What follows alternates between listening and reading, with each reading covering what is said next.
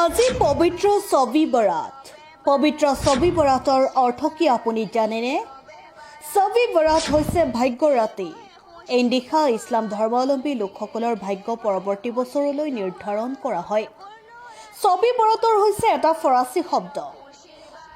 ছব শব্দৰ অৰ্থ হ'ল ৰাতি আৰু বৰাতৰ অৰ্থ হৈছে ভাগ্য। ছবি বৰাতৰ হৈছে ভাগ্য নিৰ্ধাৰণ কৰা ৰাতি। এই পবিত্ৰ ছবি বৰাতক বিভিন্ন দিশত বিভিন্ন নামেৰে জনা যায়।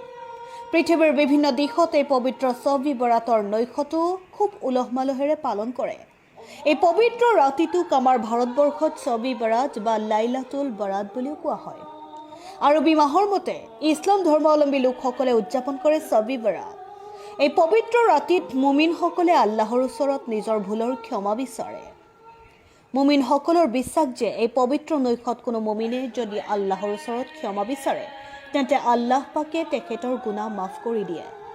ইছলাম ধৰ্মৰ বহুকেইটা ফজিলৰ পূৰ্ণ নিশা আছে। ইয়াৰ ভিতৰত ঈদ উল ফিতৰৰ নিশা, লাইলাতুল কদৰৰ নিশা, ঈদ উল আজহাৰ নিশা, লাইলাতুল বৰাতৰ নিশা এইকেইটা ৰাতি ফজিলপূৰ্ণ নিশা।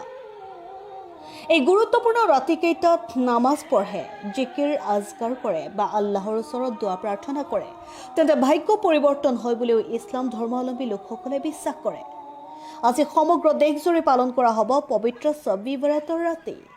আজকে আমরা শব বরাতর মাগরিবর বাদ থেকে লইয়া পরের দিন মাগরিবর আগ পর্যন্তই এই দিনটা হইল গিয়া রাতটা হইল গিয়া বড় মুবারক রাত আর দিন।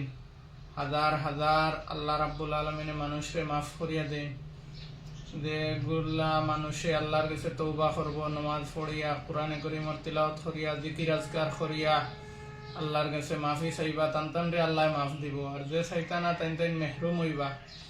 এর বাদেও কয়েকগুলো মানুষকে হাদিস শরীফ আইছে আল্লাহ মাফ করতা না মুশরিক, শারাবি, মা বাফর না ফরমান, কাতিল আর যারা মানুষ কিনাওয়ার মানুষের লগে দুশ্মনী রাখেন, কিনাওয়ার, জালিম, শারাবি আর জাদুঘর এইগুলো মানুষরে আল্লাহ মাফ করে দিতা না।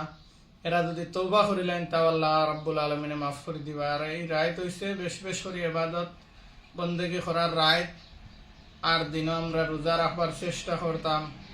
আমরা বেশ বেশ করিয়ে যেগুলা নমাজ আমরা কজা হয়ে গেছে ভাই এখন নফল নমাজ বেশ করে পড়তাম। আর যে তা নমাজ আমরা কজা হয়ে গেছে ওটা আদায় করার চেষ্টা করতাম। কারণ হইছে নমাজ হইছে হকুকুল্লাহ, আল্লাহর হক।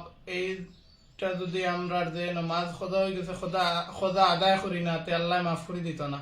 আর 5 ওয়াক্ত আমরা নমাজ পড়বার চেষ্টা করতাম, হক হালাল রাস্তায় চলার তৌফিক দিত আমরা আল্লাহর কাছে কামনা করতাম। আর বেশ বেশ করে মুর্দা অখলর লগে ইসালে সব পৌঁছাইতাম। দোয়া সবর মুমিনর লাগে আমরা বেশ বেশ করে দোয়া করতাম।